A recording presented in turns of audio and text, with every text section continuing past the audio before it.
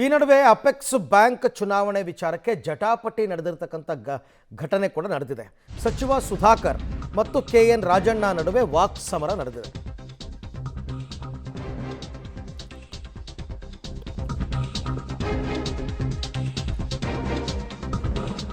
ಸಚಿವ ಸುಧಾಕರ್ ಮತ್ತು ಕೆಎನ್ ರಾಜಣ್ಣ ಮಧ್ಯೆ ವಾಕ್ ಸಮರ. ಈ ಅಪೆಕ್ಸ್ ಬ್ಯಾಂಕ್ ಚುನಾವಣೆಗೆ ಸಂಬಂಧಪಟ್ಟಂತೆ ಇಬ್ಬರನ್ನೂ ಸಭೆಯಿಂದ ಹೊರಗೆ ಕಳಿಸಿ ಸಿಎಂ ಪ್ರತ್ಯೇಕ ಸಭೆ ಮಾಡಿದ್ದಾರೆ.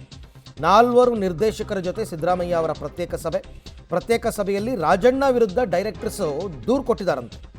ಅಪೆಕ್ಸ್ ಬ್ಯಾಂಕ್ ಸಾಲದ ಹಂತಕ್ಕೆ ಬಂದು ನಿಂತಿದೆ, ಎಲ್ಲವನ್ನೂ ಆಲಿಸಿ ನಂತರ ಚುನಾವಣೆಯನ್ನು ಮುಂದೂಡುವುದಾಗಿ ಸಿಎಂ ಭರವಸೆ ಕೊಟ್ಟಿದ್ದಾರೆ. ಅಂದರೆ ರಾಜಣ್ಣ ಅವರ ನೇತೃತ್ವದಲ್ಲಿ ಅಪೆಕ್ಸ್ ಬ್ಯಾಂಕ್ ಸಾಲ ಮಾಡುವ ಹಂತಕ್ಕೆ ಬಂದು ನಿಂತಿದೆ, ಹಾಗಾಗಿ ಅವರು ಬೇಡ ಅಂತ. ಸೊ 6 ತಿಂಗಳವರೆಗೆ ಚುನಾವಣೆಯನ್ನು ಮುಂದೂಡುವಂತಹ ಅವಕಾಶ ಇದೆ.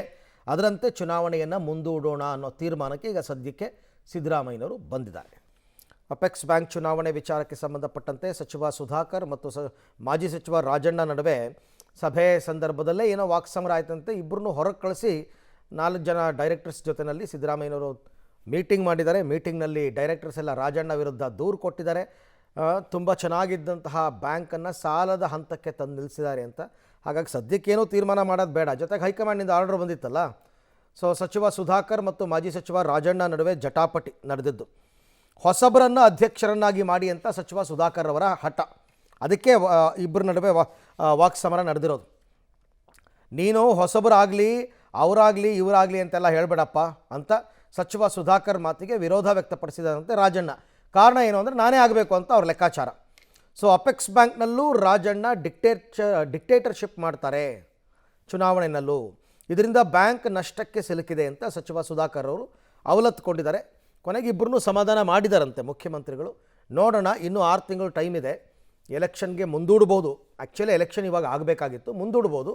ಸೊ ಸದ್ಯಕ್ಕೆ ಬೇಡ, ಒಂದು 6 ತಿಂಗಳು ತನಕ ಮುಂದೂಡೋಣ ಅನ್ನೋ ತೀರ್ಮಾನಕ್ಕೆ ಬಂದಿದ್ದಾರೆ. ಇನ್ನು ಅಪೆಕ್ಸ್ ಬ್ಯಾಂಕ್ ಚುನಾವಣೆ ಮುಂದೂಡಿಕೆ ಆಗುತ್ತಾ? ಸಿದ್ದರಾಮಯ್ಯನವರೇನೋ ಮನಸ್ಸು ಮಾಡಿದ್ದಾರೆ. ಸರ್ಕಾರದ ಅಧಿಕೃತ ಆದೇಶ ಆಗದೇ ಇದ್ದರೆ ಮುಂದೇನು ಅಂತಕ್ಕಂಥದ್ದು ಪ್ರಶ್ನೆ. ಇವತ್ತು ಬೆಳಗ್ಗೆ 10 ಗಂಟೆ ನಂತರ ನಾಮಪತ್ರ ಸಲ್ಲಿಸಬಹುದು. ರಾಜಣ್ಣ ಟೀಮ್ಗೆ DKC ಆಪ್ತ ವಲಯದ ಮೇಲೆ ಅನುಮಾನ ಇದೆಯಂತೆ, ಅವರೇನಾದ್ರು ಕೈ ಕೊಡ್ಬೋದು ಅಂತ. ಯಾಕೆಂದರೆ ಇದರಲ್ಲಿ DKC ಬಣ ವರ್ಸಸ್ CM ಬಣ ಅಂತಲೇ ಇರೋದು. ರಾಜಣ್ಣ ಬೇರೆ ಏನಾದರೂ ತಂತ್ರ ಮಾಡಬಹುದು ಅಂತ ಶಂಕೆ ಕೂಡ ಇದೆ. ನಾಮಪತ್ರ ಸಲ್ಲಿಕೆಗೆ 2 ಬಣಗಳಿಂದ ಎಲ್ಲ ರೀತಿ ಸಿದ್ಧತೆಗಳು ಕೂಡ ಆಗಿದೆ. ಸರ್ಕಾರದಿಂದ ಏನಾದರೂ ಆದೇಶ ಆದರೆ ಚುನಾವಣೆಯನ್ನು ಮುಂದೂಡೋದು ಖಚಿತ. ಸರ್ಕಾರಿ ಆದೇಶ ಆಗದೇ ಇದ್ದರೆ ಯಾವುದೇ ರೀತಿ ಬೆಳವಣಿಗೆ ಆಗಬಹುದು. ಸೊ ರಾಜಣ್ಣ ವರ್ಸಸ್ DKC ಬಣ ಅಪೆಕ್ಸ್ ಬ್ಯಾಂಕ್ ಚುನಾವಣೆ ಮುಂದೂಡಿಕೆ ಆಗುತ್ತಾ ಅಂತಕ್ಕಂಥದ್ದು ಸದ್ಯದ ಪ್ರಶ್ನೆ. ಸರ್ಕಾರ ಅಧಿಕೃತ ಆದೇಶ ಮಾಡಿದ್ರೆ ಓಕೆ, ಮಾಡದೇ ಇದ್ದರೆ ಹಾಗಾದರೆ ಮುಂದೇನಾಗ್ಬೋದು? ಇವತ್ತು ಬೆಳಗ್ಗೆ 10 ಗಂಟೆ ಮೇಲೆ ಯಾರ್ಯಾರು ಆಕಾಂಕ್ಷಿತರಿದ್ದಾರೆ ಅವರೆಲ್ಲರೂ ಕೂಡ ನಾಮಪತ್ರವನ್ನು ಸಲ್ಲಿಕೆ ಮಾಡಬಹುದು. ರಾಜಣ್ಣ ಟೀಮ್ಗೆ DKC ಆಪ್ತ ವಲಯದ ಮೇಲೆ ಈಗ ಸದ್ಯಕ್ಕೆ ಅನುಮಾನ ಇದೆ. ರಾಜಣ್ಣ ಬೇರೆ ಏನಾದರೂ ತಂತ್ರ ಮಾಡ್ಬೋದು, ಅವ್ರ ಬದಲು ಅವರ ಬೆಂಬಲಿಗರ ಕೈಲಿ ಯಾರ ಕೈಲಾದರೂ ನಾಮಿನೇಷನ್ ಹಾಕಿಸ್ಬೋದು ಅಂತೆಲ್ಲ ಇದೆ. ಸೊ ಹಾಗಾಗಿ ಒಟ್ಟಿನಲ್ಲಿ 2 ಬಣದವರು ಸಿದ್ಧತೆ ಮಾಡಿಕೊಂಡಿದ್ದಾರೆ.